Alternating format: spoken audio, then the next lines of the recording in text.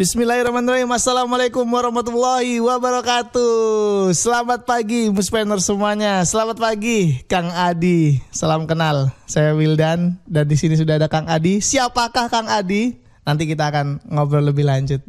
Sebelum itu, aku kangen banget ya menyapa kalian Muspeners semuanya dalam acara Rabu Seru, edisi spesial bulan bahasa 2022. Biasanya kalian bersama-sama kita ya, kita semua menikmati Rabu Sur ini melalui media online gitu ya. Tapi karena alhamdulillah pandemi sudah semakin membaik dan akhirnya kita bisa bertemu secara langsung seperti ini dengan settingan ala-ala podcast. Dan tetap kita mengundang narasumber-narasumber yang inspiratif untuk ngobrol soal komunikasi tentunya. Dan karena tadi sudah disebutkan bahwa ini adalah spesial bulan bahasa, tentu kita akan membahas tentang bahasa nih. Dan bahasa itu ada yang verbal, ada yang non-verbal ya Kang ya. Dan nanti kita akan mengenal bahasa yang digunakan oleh manusia zaman dahulu, seperti itu. Oke, sebelum itu kayaknya kita kenalan dulu nih sama Kang Adi. Halo Kang Adi, selamat pagi. Selamat pagi Mas Wildan. Nama lengkapnya siapa nih Kang? Boleh dikenalkan ke Muspeners semuanya. Ya, perkenalkan saya Adi Agus Oktaviana. Saya peneliti di Pusat Riset Arkeometri di BRIN. Sekarang juga sedang studi di Griffith University di Australia untuk penelitian mengenai lukisan gua kan, atau gambar cadas.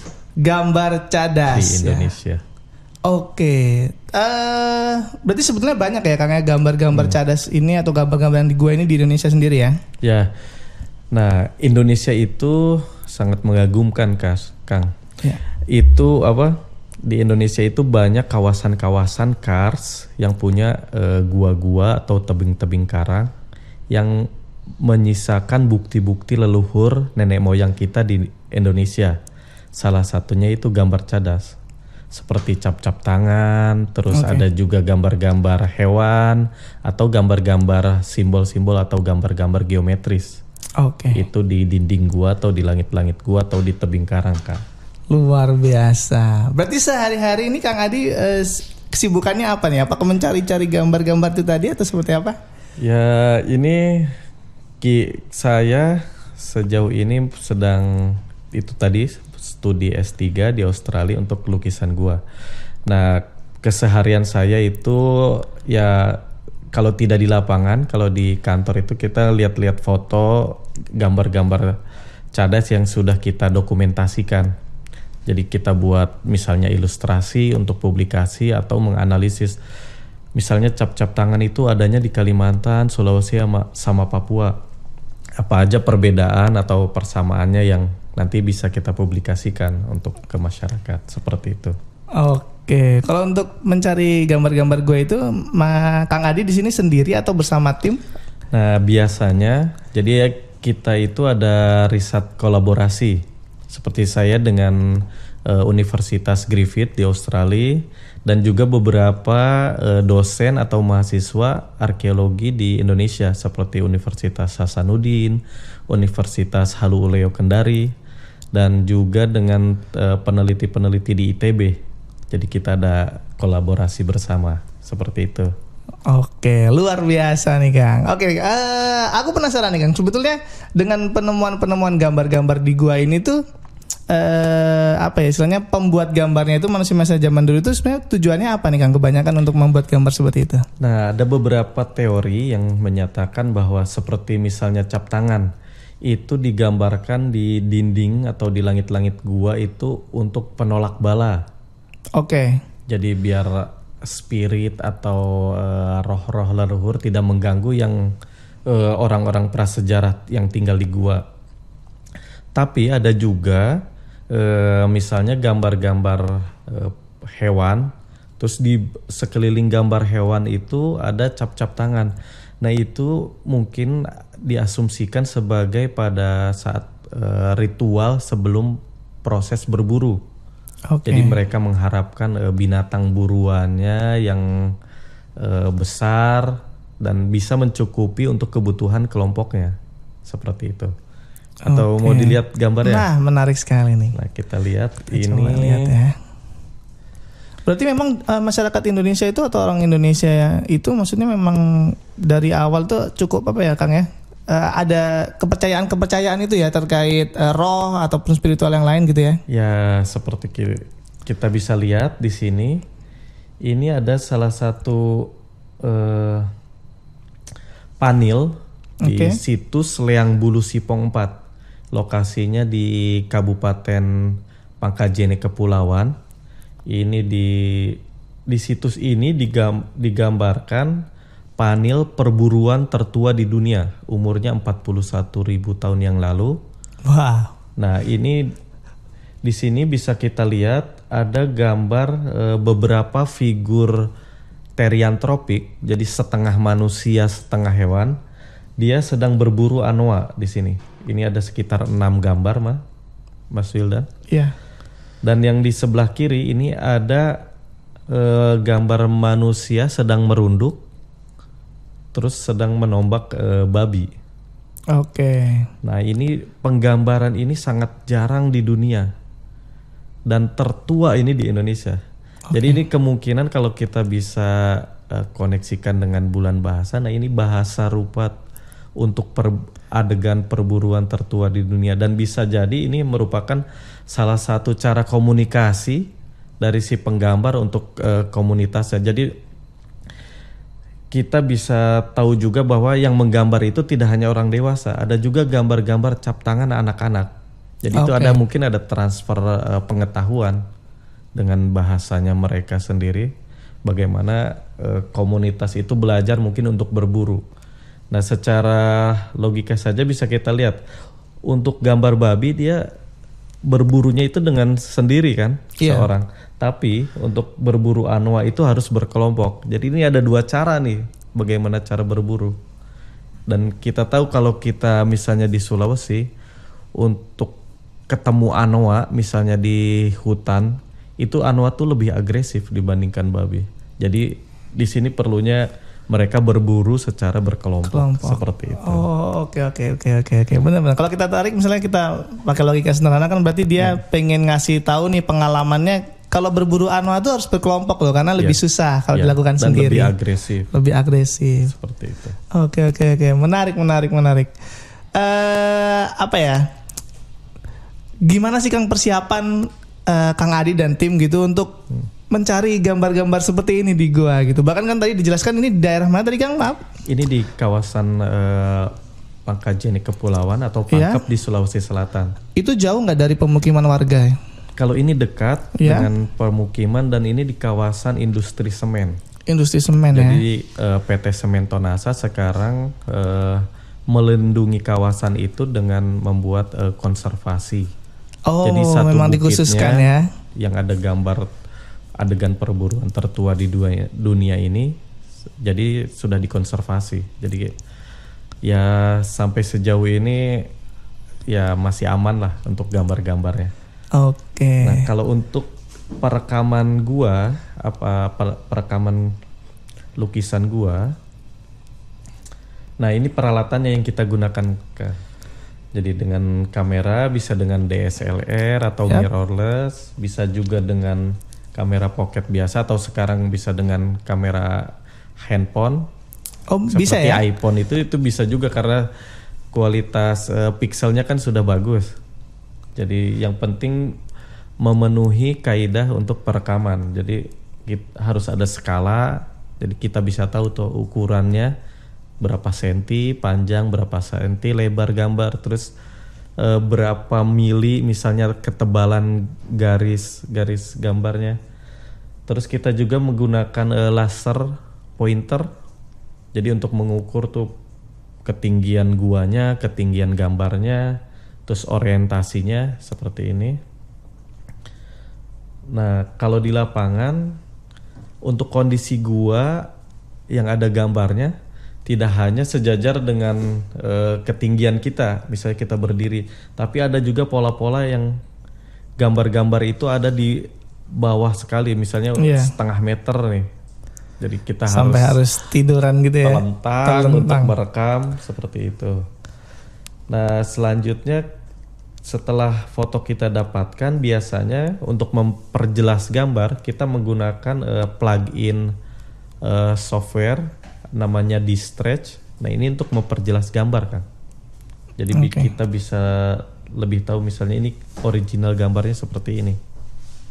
Terus kita perjelas dengan Distretch, baru kita gambar ulang di tracing menggunakan Adobe Illustrator seperti itu. Nah, untuk perekaman gua, misalnya kita ketemu situs yang baru. Iya.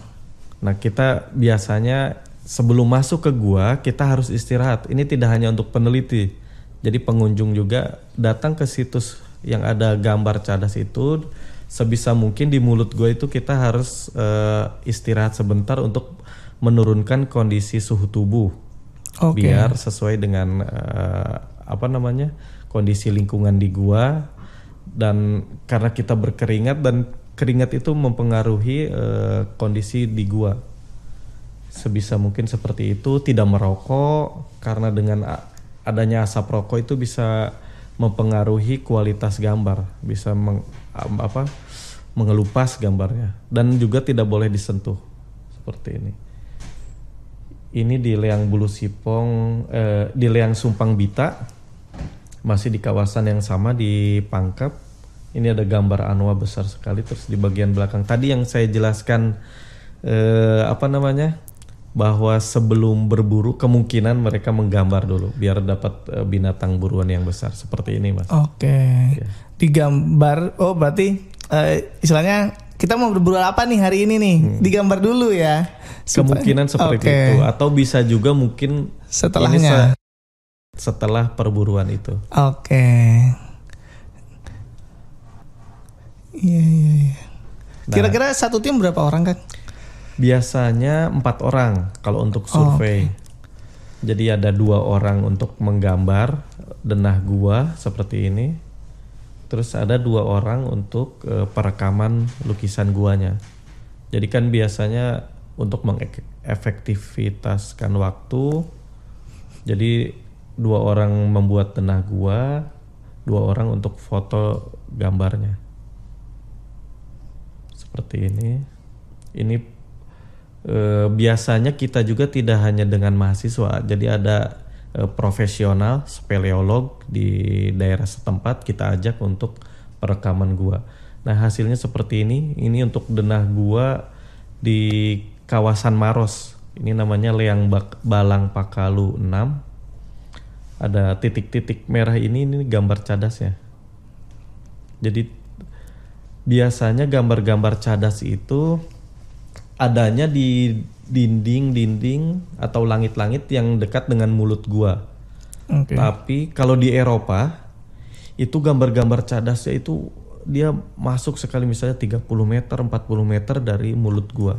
Jadi berbeda di Nusantara atau di Indonesia, gambar cadasnya itu umumnya di bagian-bagian depan, yang dekat dengan sinar matahari. Sangat sedikit yang berada di zona gelap. Nah, ini yang tadi saya jelaskan untuk Distretch itu.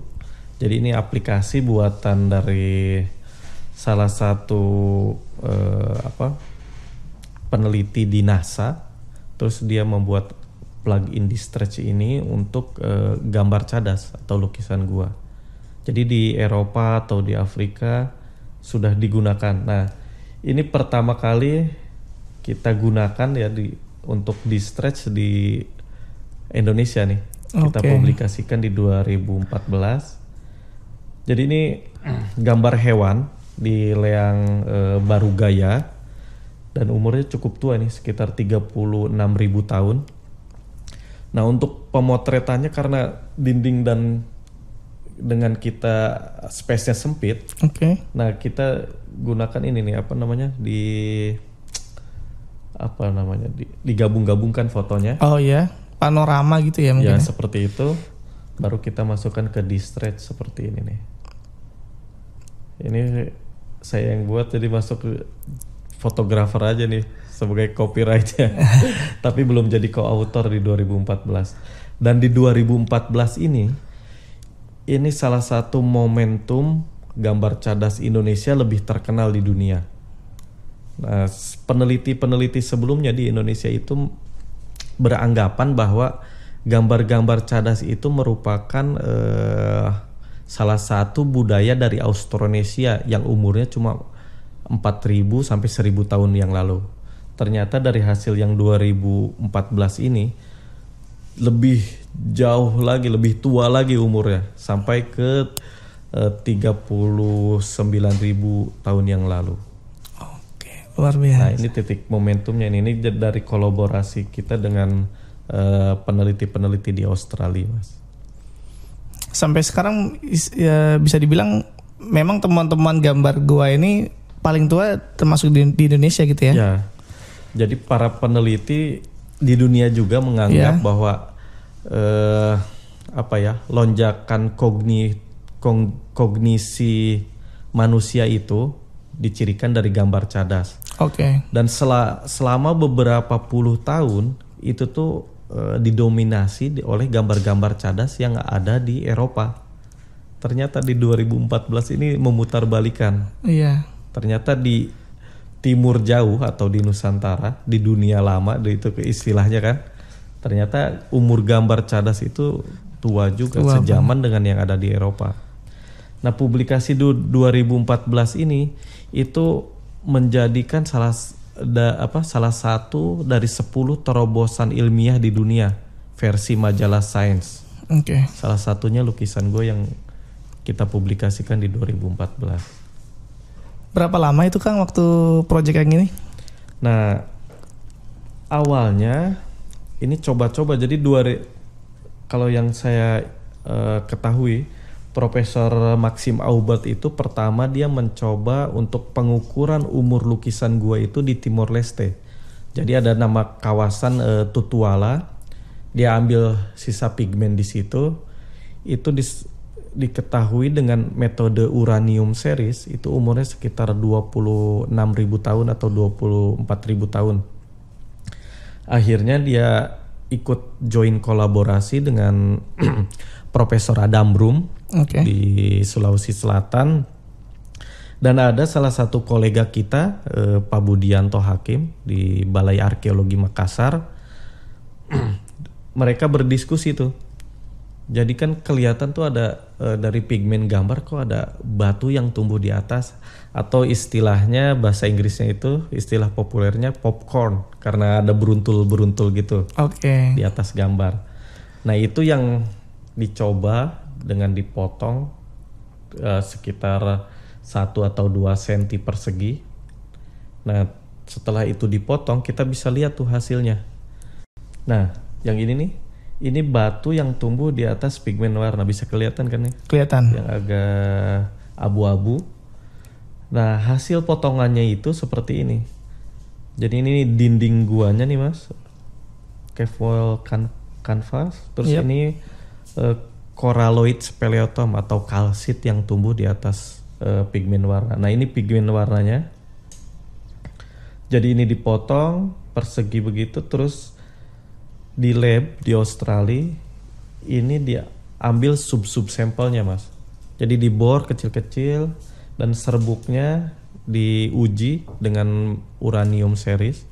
Jadi ada peluruhan tuh, ada zat sisa-sisa uranium series di dalam situ, dan kita tarihkan umurnya ini sekitar 45.000 tahun nih yang dari gambar ANOA. Dan bisa kita lihat sequence-nya sampai ke arah luar itu umurnya lebih muda lagi. Jadi seperti ekskavasi arkeologi, semakin ke dalam tuh semakin tua. Nah, ini seperti ini.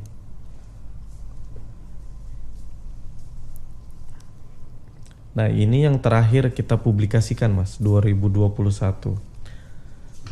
Ini leang tedongnya ini ditemukan oleh mahasiswa dan peneliti di Makassar, Basran Burhan, dan mahasiswa arkeologi dari Hasanuddin. Mereka survei ini, di area ini tuh merupakan kawasan yang terpencil sekali. Jadi ada satu lembahan dan itu aksesnya lumayan cukup sulit lah untuk orang awam. Jadi kita harus jalan 2-3 jam menaiki bukit itu sekitar hampir 200 meter, terus jalan di melerengi perbukitan itu sampai masuk ke lembahan. Kalau mau lihat ininya sebentar, kita lihat di Google Map ya. Nah, bisa kita lihat ini wilayah perkampungan di sana. Iya. Ini ada di pedalaman sekali nih. Ini namanya Kampung Biku di wilayah Pangkep. Dan guanya ada di seberang sini. Oke. Ini Leang Tedongnya tadi, gambarnya setelah kita tarihkan itu umurnya sekitar 45.500 tahun yang lalu. Kita ambil sampel dari bagian kaki belakang. Nah, uniknya dari gambar ini juga menarik nih Mas. Jadi ini ada 2 pasang babi berhadapan nih. Oh, ini babi juga yang ini ya? Babi 1, ini babi 4, babi 2 dan babi 3. Jadi mereka saling berhadapan. Nah, ini juga kemungkinan menggambarkan interaksi antar hewan yang ditangkap oleh si penggambar terus dia lukiskan seperti itu. Ini kita publikasikan di Science Advance dari jurnal internasional, dan ini yang sampai saat ini yang tertua di dunia untuk lukisan figuratif tertua di dunia. Dan ini salah satu momen kemarin kami di bulan April 2022 ini mendapatkan penghargaan dari Ahmad Bakri Award. Jadi ini saya untuk peneliti Indonesianya, saya almarhum Dr. Pindi Setiawan, Pak Budianto Hakim, Pak Rustan dan Basran Burhan. Jadi kami berlima mendapatkan penghargaan dari Ahmad Bakri, dan juga 2 kolega kita, Profesor Maxim Aubert dengan Profesor Adam Brum. Luar biasa. Ya, kita selama ini ya tidak menyangka ya. Mendapatkan apresiasi dari dalam negeri. Biasanya kan kalau dari luar negeri itu memang kita sudah diakui karena 2 publikasi sebelumnya itu sudah masuk 2 kali menjadi terobosan dunia. Jadi begitulah. Kalau melihat dari beberapa foto yang ditampilkan sama Kang Adi nih, sebenarnya kalau di Indonesia sendiri, figur-figur apa sih Kang yang sering muncul? Apakah memang cap tangan, babi gitu? Apa aja tuh Kang? Yang paling dominan, paling banyak itu cap tangan. Itu hampir 50% gambar di Nusantara itu cap tangan. Setelah itu motif-motif geometris. Itu soalnya dari Sumatera, Kalimantan, Sulawesi sampai ke Papua, itu gambar-gambar geometris itu banyak. Baru setelah itu gambar-gambar hewan. Dan ya yang lebih sedikit mungkin gambar-gambar figur manusia. Seperti itu Mas. Kalau figur manusianya sendiri ya? Nah, untuk penggambaran itu terkait dengan lokasinya. Jadi misalnya di hutan hujan seperti Kalimantan Timur dan Sulawesi yang sedikit ke pesisir ya. Nah, itu gambar-gambar mamalia besar itu digambarkan. Kayak kalau Sulawesi Selatan dari Maros Pangkep sampai ke Bone itu gambar-gambar anoa atau babi lebih dominan. Kalau di Kalimantan Timur itu yang gambar banteng, nah itu ada juga di sana. Terus setelah itu ada gambar rusa, di Kalimantan ada, di Sulawesi ada. Nah, karena di Indonesia Timur kayak Papua itu di pesisir, gambar-gambar ikan lebih banyak digambarkan. Jadi ya si penggambar itu melihat apa yang mereka lihat baru mereka gambarkan. Tapi ada juga gambar-gambar itu yang bukan gambar real. Jadi ada gambar seperti terian tropik tadi, setengah manusia setengah hewan, itu simbol itu juga digambarkan. Bahkan di salah satu situs itu di Maros, gambar yang mengarah ke proses ritual untuk trans atau gambar-gambar syaman, gambar manusia berubah jadi burung itu ada Mas. Dan itu belum kita publikasikan sih gambarnya. Tapi sudah ditemukan ya. Nah, ini yang menarik lagi nih. Oke. Jadi beberapa peneliti di Indonesia itu masih ada yang meragukan dari tingkat ketuaan umur lukisan gua karena belum ditemukan manusia pendukung yang sejaman dengan umur lukisan. Oke. Nah, kita baru publikasikan bulan kemarin nih, Mas. Ini temuan kubur di Liang Tebo di Kalimantan Timur. Lokasinya sangat remote sekali. Jadi kalau dari Balikpapan itu kita harus menggunakan kendaraan sekitar 6 jam sampai ke Hambur Batu. Itu salah satu titik untuk kita berpindah moda transportasi. Dari mobil kita menggunakan perahu katinting. Sampai ke base camp yang dekat situs ini kita dengan katinting itu 6 jam. 6 jam ya? 6 jam duduk di perahu sempit, berdua bertiga tuh. Baru sampai ke situs ini di Liang Tebo.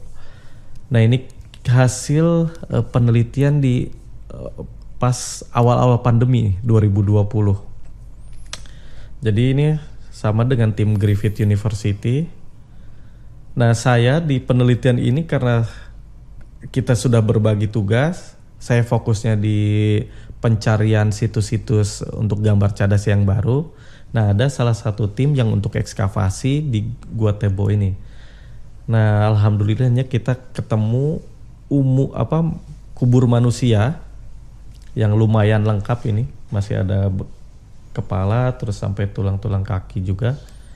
Nah, di umur 31.000 tahun yang lalu.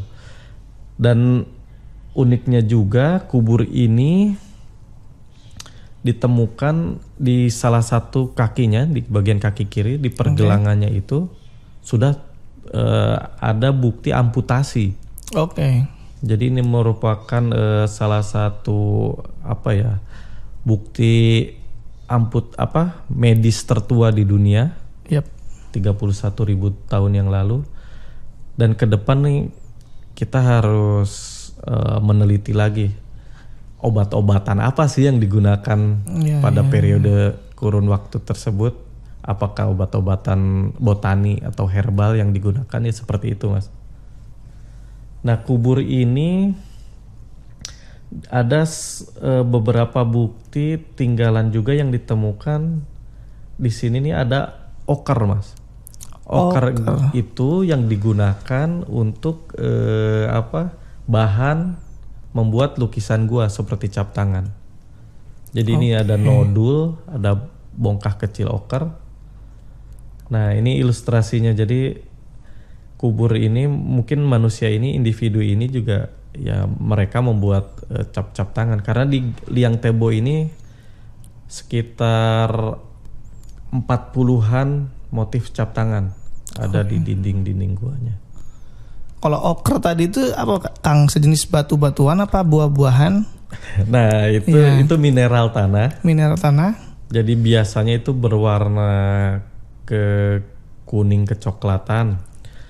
Nah, dari hasil analisis kita, ini kerjasama dengan ITB, bahwa di periode 40.000 tahun itu mereka menggambar itu okernya belum dipanaskan, belum ada treatment. Jadi warnanya masih merah gelap, terus agak orange. Nah, sedangkan di umur-umur periode gambar yang 20.000 tahun itu tuh sudah ada range warna ungu. Nah, range ke arah warna ungu itu bahwa ada treatment pembakaran. Seperti itu. Nah, sedangkan untuk yang periode Austronesia yang gambar-gambar muda di 4.000 atau di Indonesia itu 1.500 tahun yang lalu itu menggunakan corengan arang. Oke. Nah, yang pertanggalannya menggunakan, kalau yang umur 40.000, 20.000 tahun sampai ke awal-awal Holosen itu 9.000 itu dengan uranium series. Kalau yang corengan arang itu bisa dengan menggunakan carbon dating. Kang, sorry Kang, agak melenceng dikit nih Kang. Tapi saya penasaran, mumpung ada buktinya nih, terkait dengan ilustrasi manusia dan juga kubur dari manusia tadi. Manusia yang ditemukan ini bentuk atau postur tubuhnya sama dengan manusia yang sekarang atau beda, Kang? Sama ya. Ini kan sudah manusia modern awal itu kan ya bisa jadi kan mereka bermigrasi ya dari Australia itu sekitar, untuk sampai saat ini pertanggalan di Australia itu manusia modern di Afrika itu sekitar 300.000 tahun sudah ada manusia modern awal atau Homo sapiens. Nah, yang sampai ke Nusantara ini di Sumatera itu ditemukan di Gua Lidah Air itu umurnya sekitar 70.000 tahun. Nah, untuk periode lukisan gua yang paling tua ini di sekitar 31.000 tahun di Kalimantan Timur. Sedangkan yang bukti di Sulawesi Selatan ini kita temukan ini di situs Leang Bulu Betue. Jadi ini risetnya sudah panjang nih Mas, dari 2015 saya ikut.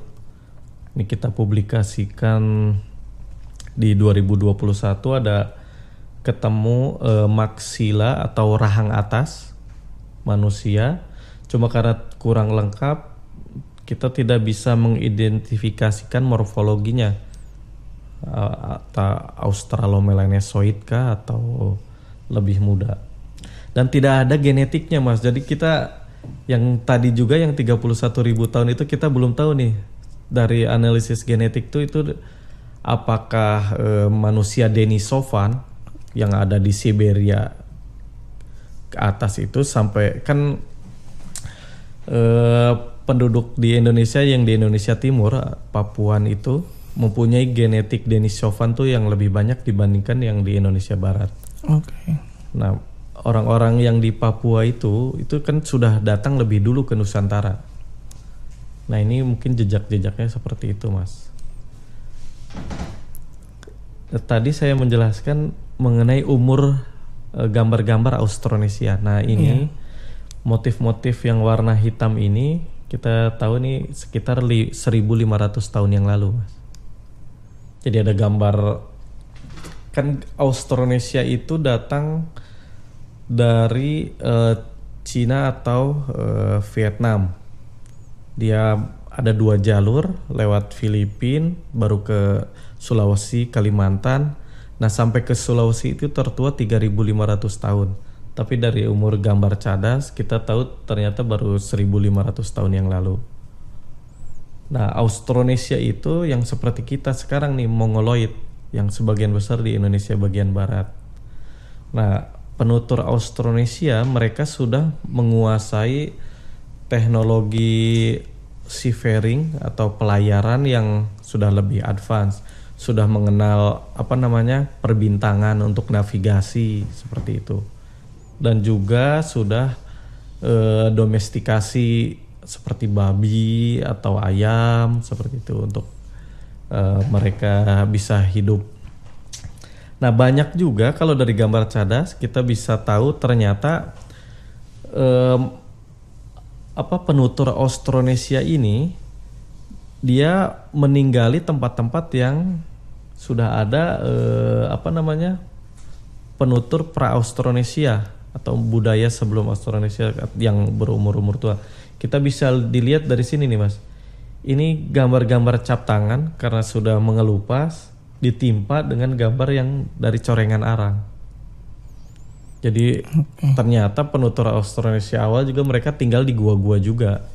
Dan buktinya kita tahu seperti ini. Di Leang Bulu Betue itu ada gambar yang superposisi, gambar pra-Austronesia dulu baru gambar Austronesia, seperti itu.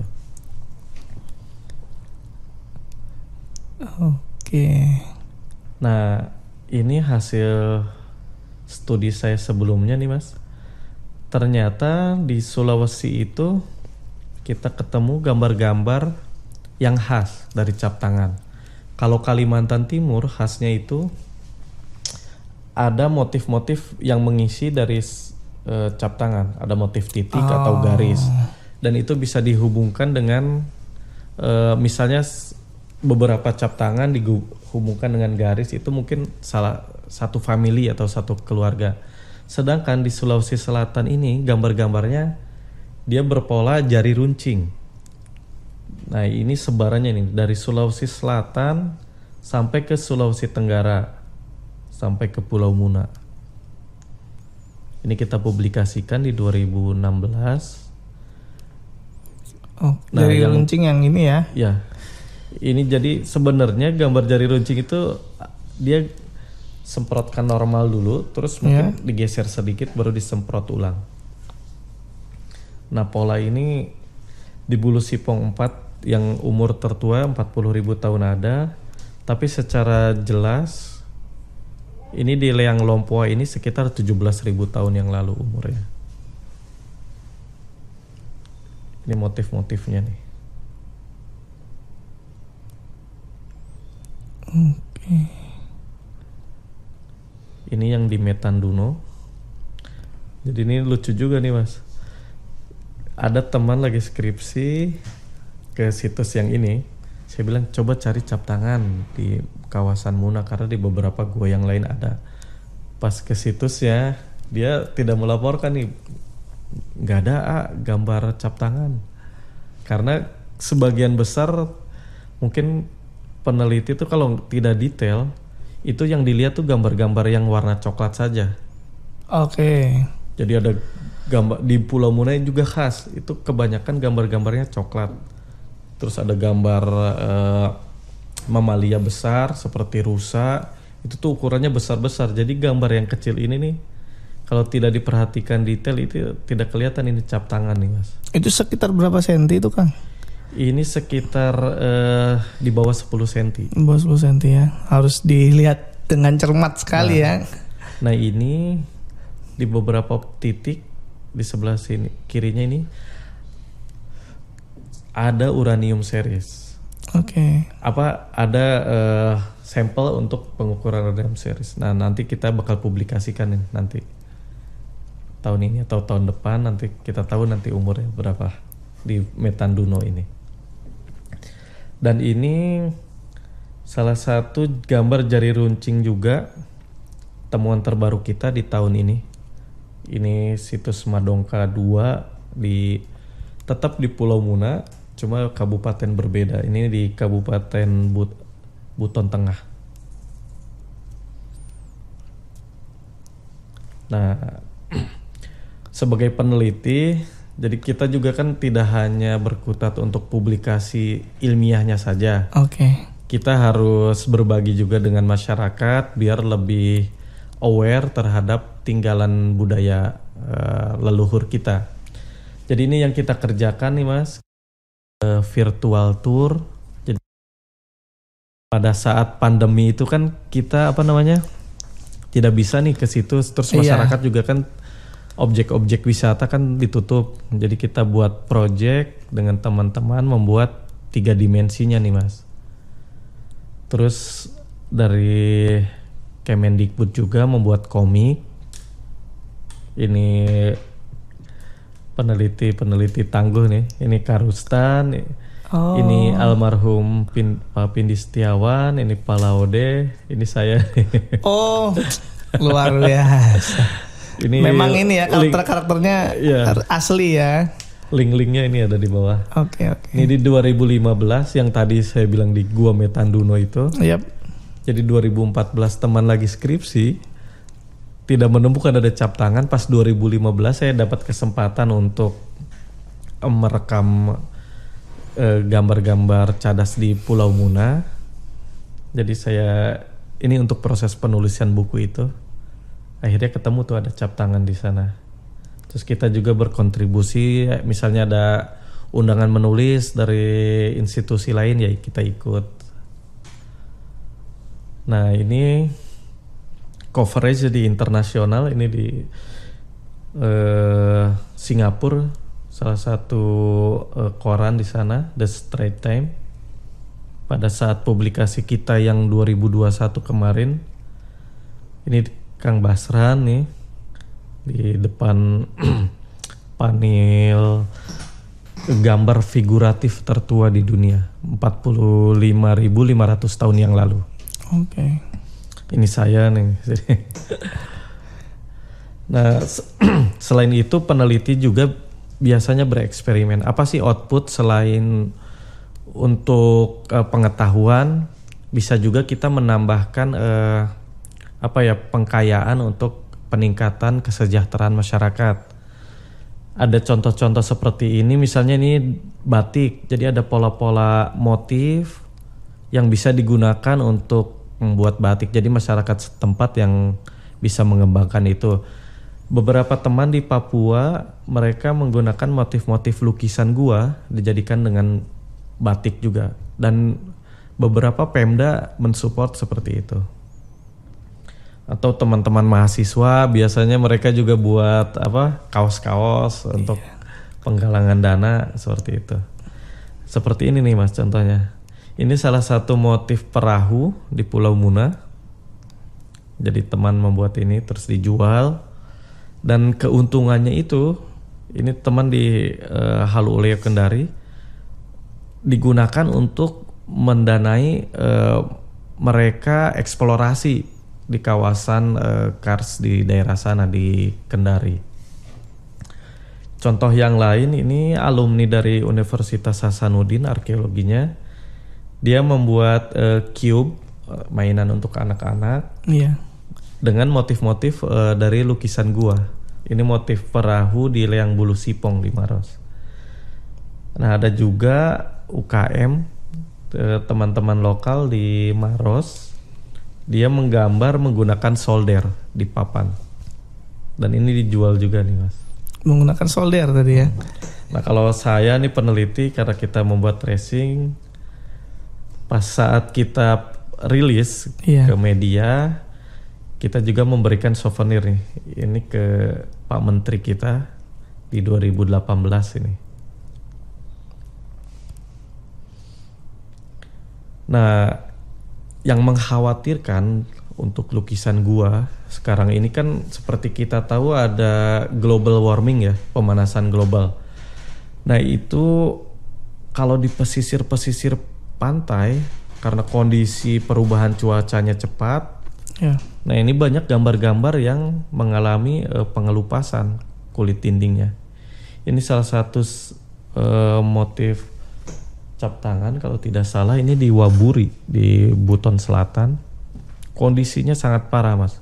Pas saat kita datang di Buton Selatan dan di Buton Tengah itu gambar-gambarnya sudah mengelupas. Yang bisa kita lihat cuma potongan jari aja bekas semprotannya. Nah kalau di Papua mungkin karena gambarnya lebih baru atau lukisan guanya lebih baru, ini mereka lebih terpreservasi.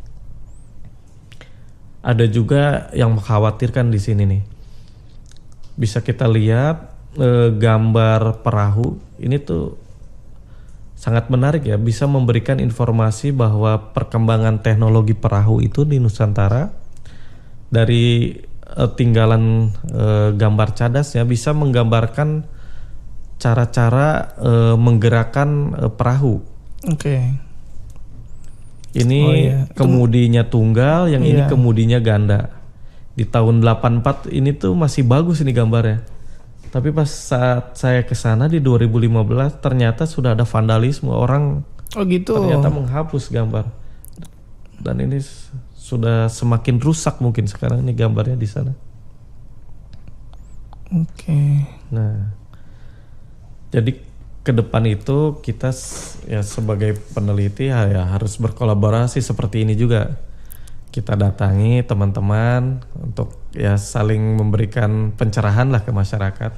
Bagaimana cara kita mengkonservasi atau bagaimana cara kita mengetahui leluhur kita itu sudah sampai sejauh mana sih tingkat pengetahuannya, seperti itu sih. Luar biasa. Kira-kira nih Kang, masih sebanyak apa sih yang belum ditemukan sama tim peneliti? Untuk lukisan-lukisan gua. Yang menarik nih misalnya di Pulau Jawa atau itu tuh kita belum menemukan sampai saat ini ada lukisan gua. Kenapa? Nah itu yang harus kita teliti tuh. Ini seperti saya ini weekend kemarin nih saya dari Madura untuk mengecek gua-gua atau tebing karang di sana. Ternyata memang belum ada tuh sisa-sisa gambar cadas di gua-gua di sana. Ada beberapa wilayah seperti kita tahu ya, Indonesia kan sangat luas sekali. Ini kita bisa lihat di Google Map. Masih ada wilayah-wilayah yang belum tersentuh nih Mas. Ini Kalimantan Timur. Ini wilayah yang sudah disurvei sama teman-teman di sini.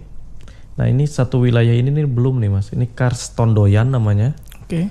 Ini sih apa namanya, PR untuk saya Kak, dan titipan dari almarhum Dr. Pindi Setiawan. Wilayah Karstondoyan ini perlu kita survei. Jadi mungkin awal tahun depan kita bakal survei nih ke wilayah sini. Dan sudah ada informasi di wilayah titik ini nih sudah ketemu ada satu situs. Cuma untuk perjalanannya ya lumayan berat. Ya. Karena harus menggunakan perahu terus survei berbeda nih Mas.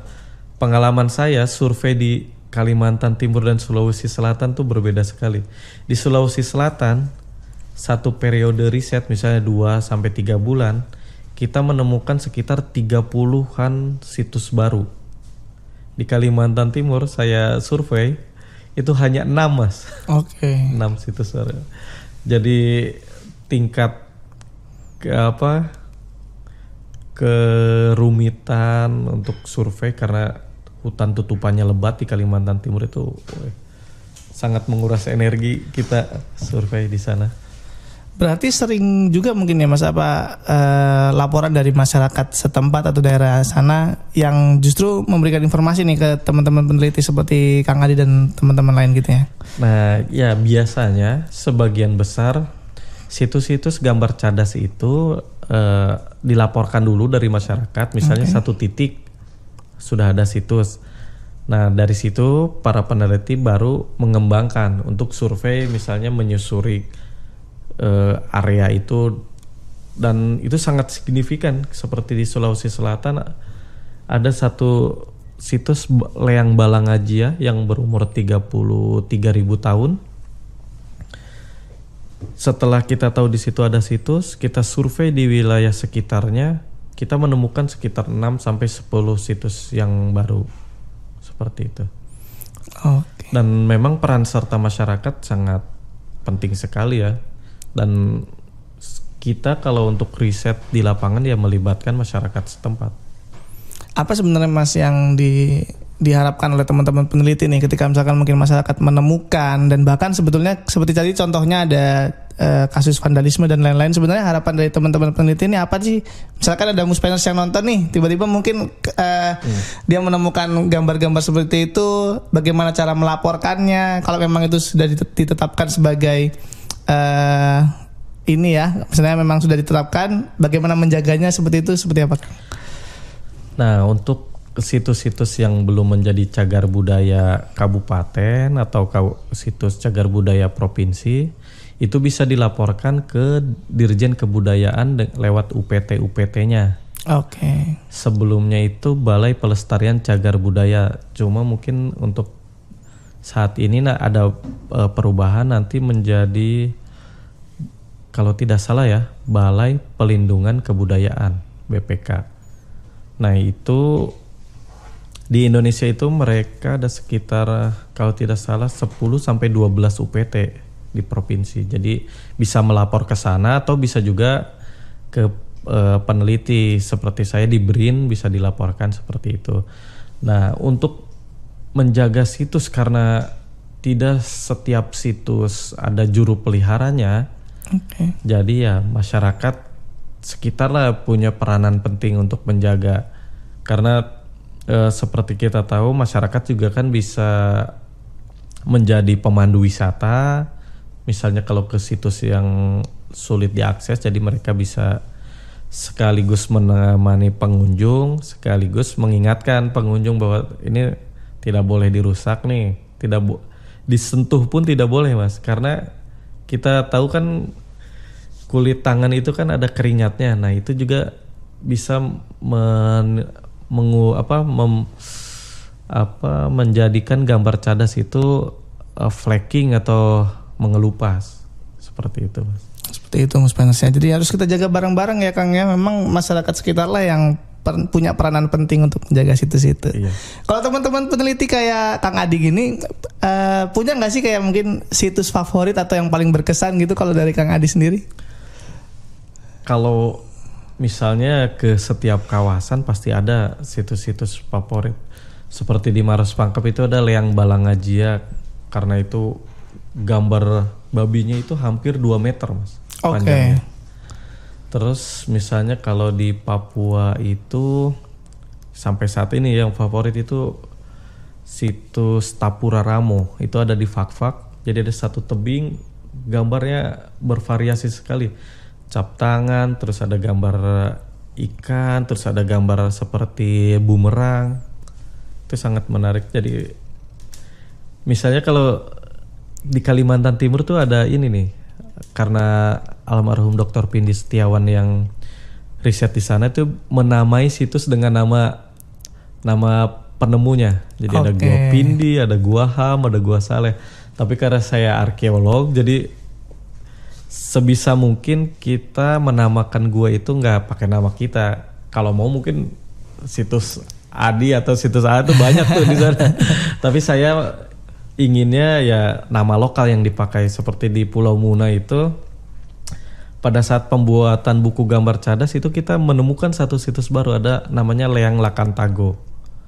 Dan itu gambarnya bagus Mas. Ada figur prajurit dengan lengkap, terus dia ada senjatanya dan beberapa motif yang lain. Itu figur manusia, bagian jarinya dia digambarkan hiperbola gitu besar sekali. Itu di sana. Dan ada yang di Buton Tengah itu, di kawasan ini nih Mas. Nah ini kita nanti saya presentasikan nih nanti bulan depan di Forum Arkeologi Asia Pasifik IPPA untuk temuan situs-situs di sini. Jadi dari sekitar 1970-an itu para peneliti tuh masih berkutat di Pulau Muna ini, di bagian Kabupaten Muna. Ternyata di Pulau Muna bagian selatan itu kita ketemu juga ada lukisan gua. Di sini hampir 10-an situs lukisan gua dan ada satu situs untuk ekskavasi, karena kita sampai saat ini belum tahu nih umur penghunian Pulau Muna ini sudah seberapa tua sih? Apakah di periode Austronesia sekitar 3.000 4.000 atau lebih tua lagi? Oke, sebenarnya Kang, ada berapa situs yang udah Kang Adi kunjungi nih? Sampai saat ini untuk perekaman ya, yang sudah ada data lengkapnya hampir 100-an situs lebih. 100 situs lebih ya? Itu yang sudah punya data Excel-nya, tabulasi gambar cadasnya itu hampir 100-an lebih. Tapi yang dikunjungi ya sudah mungkin lebih lah 150-an situs. Dari kapan Kang Adi memulai mengunjungi situs yang jumlahnya ada ratusan lebih ini? Ini menarik nih. Pertama kali saya ke situs lukisan gue itu pada saat saya masih CPNS. Saya malah di Perancis. Jadi saya mendapatkan kesempatan ada kerjasama, karena saya sebelumnya di Puslit Arkenas Kemendikbud. Itu ada kolaborasi dengan MNHN Perancis. Jadi saya disuruh studi tuh untuk seni prasejarah di sana. Saya mengunjungi 2 situs di daerah Dordogne, situs Vondegom sama Combarale. Nah setelah kembali ke Indonesia, situs yang pertama kali saya kunjungi itu situs Gua Harimau di Sumatera Selatan. Kalau mau lihat bisa nih Mas. Masih ada waktu kan? Oke. Nah ini, wah keren, 360 ini ya? Ya ini dari Puslit Arkenas Kemendikbud, kita mengunjungi situs kubur, kemungkinan ini paling banyak di Indonesia Mas. Hampir 82 individu manusia yang diidentifikasi di sini.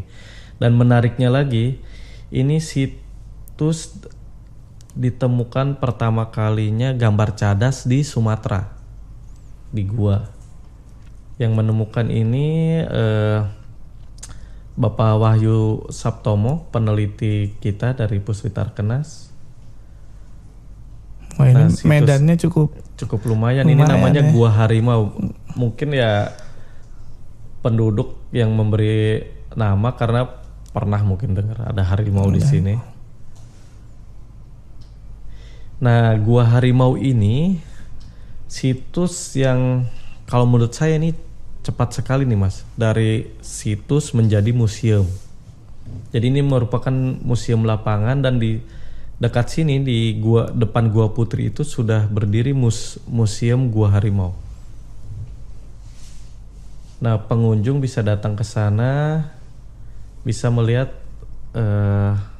hasil-hasil penelitian kita nih Mas.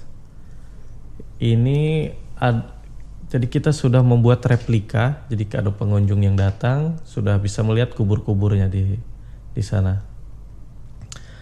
Nah, di individu 43 ini menarik nih Mas. Ini kubur ibu-ibu dengan anaknya di sini nih. Ini ada tulang-tulang kecilnya. Terus ada bekal kuburnya kerang, cangkang kerang. Dan pas kita angkat kubur ini, di bagian bawahnya itu masih ada kubur dewasa, kemungkinan mungkin pasangannya ya. Tapi kita belum tahu karena belum selesai juga kita ekskavasinya di sini nih. Dan ada kecenderungan hasil analisis ini mungkin ada bekas penyakit yang tampak di kuburnya. Oke. Ini guanya seperti ini. Untuk lukisan guanya ada di sini nih. Jadi ini secara tidak sengaja juga ditemukan gambar cadas di Gua Harimau. Pada saat istirahat, Pak Wahyu Sabtomo tahun 2009 itu dia istirahat duduk-duduk di batu dan melihat ada gambar ini Mas. Oh iya, ini yang merah ya. Nah, pola-pola geometris seperti anyaman ini kemungkinan umurnya lebih muda. Tapi karena kita pas sudah berapa kali kita cek tidak ada sampel untuk uranium series, dan gambar-gambar ini mungkin diasosiasikan dengan kubur tadi di sekitar 4.000 sampai 1.000 tahun yang lalu. Dan menarik juga di gua ini tidak ditemukan adanya cap tangan Mas. Oh, justru nggak ada ya motif Sebagian cap besar tangan motif geometris. Oke. Nah, almarhum Pak Pindi Setiawan, dia yang merekam gambar-gambar cadas di sini nih. Ini menyimpulkan ini kan berada di langit-langit, jadi tidak terlihat dari bawah. Nah, gambar ini diinterpretasikan khusus untuk si penggambarnya, jadi tidak untuk orang lain ya. Orang lain. Ini motifnya seperti ini. Nah, jadi gambarnya posisinya ada di sini.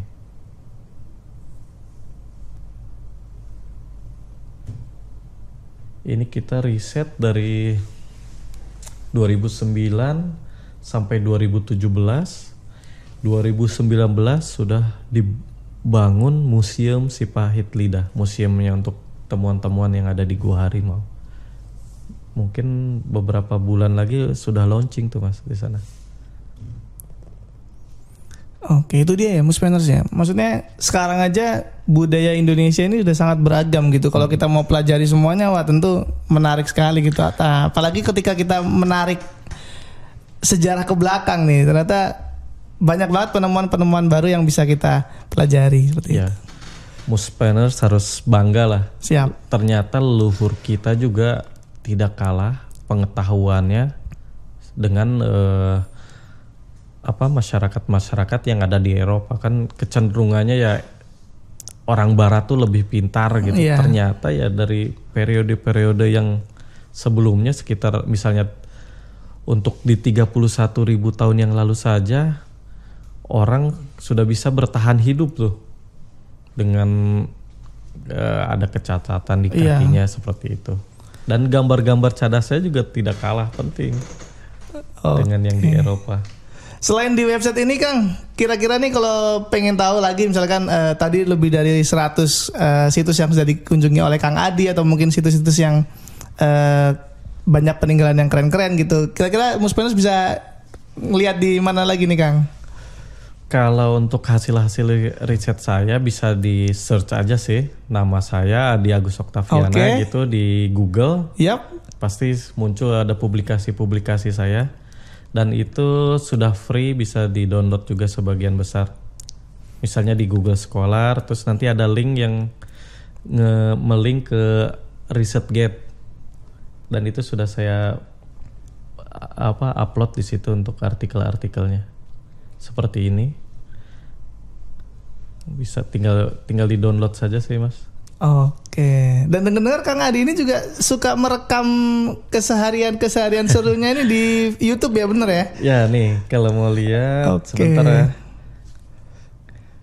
Jadi ya ini untuk pengingat saja sih kita di lapangan seperti apa. Ada salah satu yang ini saya bisa bikin time lapse nih untuk perekaman gambar cadas. Udah banyak banget nih videonya ya. Nah, ini di situs Liang Tebo dengan yang ada temuan kubur 31.000 tahun yang lalu. Nah, ini seperti ini proses perekaman kalau sendiri, Mas. Oke, ini kebetulan lagi sendiri atau memang konten sendiri ya? Jadi biasanya yang nemani saya itu Pak Ham, dia sudah hafal kawasan, mungkin sedang ada pekerjaan yang lain. Jadi di teras paling atas di Liang Tebo, untuk ekskavasi di teras paling bawah. Jadi ya kita pakai lampu juga, terus menulis juga. Mengukur ini lumayan menguras tenaga sih Mas. Tapi nanti setelah ini nih ada proses. Nah ini paham nih. Iya. Nah dia yang nemani saya nih untuk perekaman ini berdua nih Mas. Jadi kan bisa diakses ini untuk lampunya, terus untuk naruh skala. Ini sekitar 40 sampai 45 gambar cap tangan di sana. Menarik sekali nih. Seru banget ngeliatnya ya Kang ya. Kalau dilihat seru Mas. Tapi kalau dijalani bisa 1 sampai 3 hari deh. Luar biasa. Tadi nama channelnya Adi Agus Oktaviana. Silakan di subscribe ya Mas Petrus ya untuk melihat keseruan dan juga perjuangan nih Kang Adi dan teman-teman peneliti mendokumentasikan ya, bisa dibilang seperti itu ya, gambar-gambar cadas atau gua seperti itu. Ini lucu nih yang terakhir nih. Jadi setelah merekam, saya lupa nih GoPro saya gak saya ambil. Ditinggal. Jadi sampai habis baterai nih nanti. Bisa dilihat. Nah ini teras kedua nih Mas. Untuk ekskavasi itu di teras bawah ini nih. Ini sampai selesai itu GoPro. Sampai habis baterainya. Sampai habis. Oke Kang, terima kasih banyak nih sudah ngobrol-ngobrol bareng saya dan juga Muspeners semuanya. Yang penting Kang Adi sehat selalu. Amin. Terima kasih dan lancar semua penelitiannya, risetnya, semua proyeknya. Semoga bisa menemukan hal-hal yang bermanfaat untuk masyarakat tentunya dan bisa dibagikan ke Muspeners semuanya. Thank you. Sampai jumpa lagi ya Kang ya. Terima kasih. Terima kasih juga Muspeners yang sudah nonton. Sampai jumpa di Rabu Seru berikutnya. Dadah. Assalamualaikum warahmatullahi wabarakatuh.